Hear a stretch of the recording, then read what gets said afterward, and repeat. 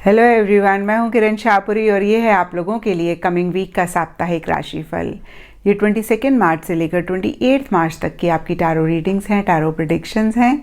और सबसे पहली बात, अगर अभी तक आपने इस चैनल को नहीं सब्सक्राइब किया तो प्लीज़ लाइक, शेयर और सब्सक्राइब करें। देखिए, आपके लाइक्स, आपके कमेंट्स, आपकी सब्सक्रिप्शन बहुत मायने रखती है। और अगर आप डेली टैरो रीडिंग में इंटरेस्टेड हैं तो आप मेरा इंस्टा पेज भी विज़िट कर सकते हैं, जिसका लिंक आपको नीचे डिस्क्रिप्शन बॉक्स पे मिल जाएगा। और दूसरी बात, इस रीडिंग को आप किसी भी साइन के हिसाब से देख सकते हैं। Sun sign, moon sign, ascendant या फिर नेम के हिसाब से भी साइंस होते हैं, उसके अकॉर्डिंग भी आप इस रीडिंग को देख सकते हैं। और अगर आप मुझसे पूछेंगे तो मैं आपको यही कहूँगी कि जिस साइन के हिसाब से आप अभी तक अपनी रीडिंग्स को देखते आए हैं, पढ़ते आए हैं, आप उसी साइन के हिसाब से इस रीडिंग को देखें।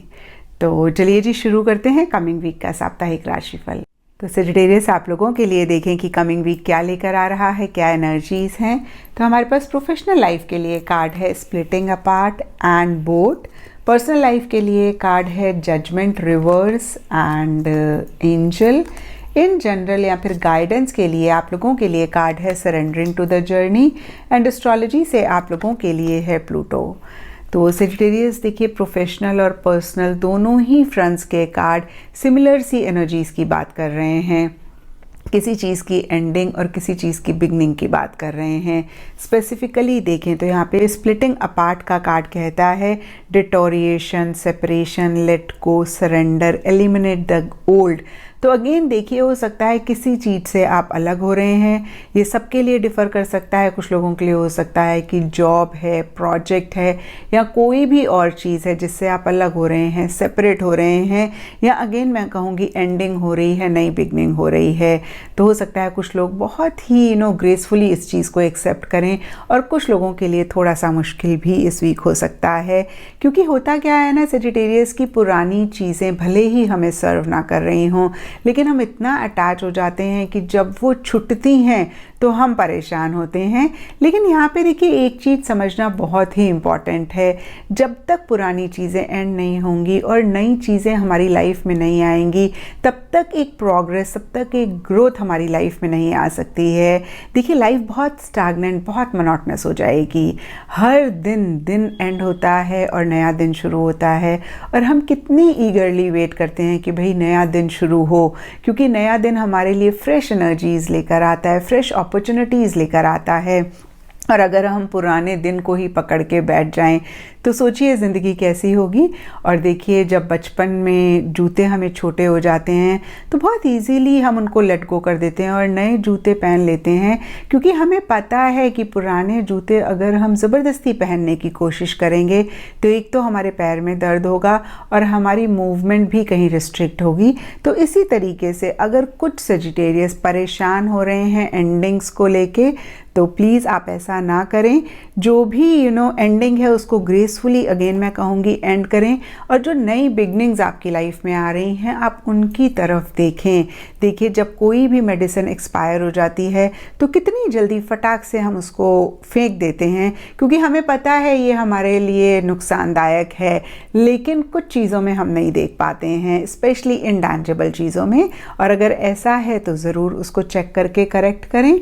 और देखिए, यहाँ पे पर्सनल लाइफ के लिए थोड़ा सा आप स्टक सा महसूस करते हुए दिख रहे हैं, और हो सकता है पर्सनल लाइफ में कुछ चीज़ों को आप एंड करना चाह रहे हैं, एक नई बिगनिंग करना चाह रहे हैं, नहीं कर पा रहे हैं।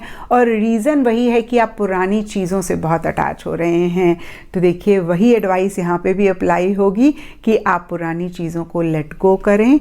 और देखिए, कहीं जजमेंट का कार्ड डिसीजन और चॉइसेस की भी बात करता है। तो हो सकता है किसी लेवल पे, किसी लाइफ के एरिया से रिलेटेड आपको कुछ डिसीजंस लेने हैं, कुछ चॉइसेस करनी है, और आप थोड़ा सा परेशान हो रहे हैं क्योंकि आप क्लियरली नहीं देख पा रहे हैं, आपको नहीं समझ में आ रहा है।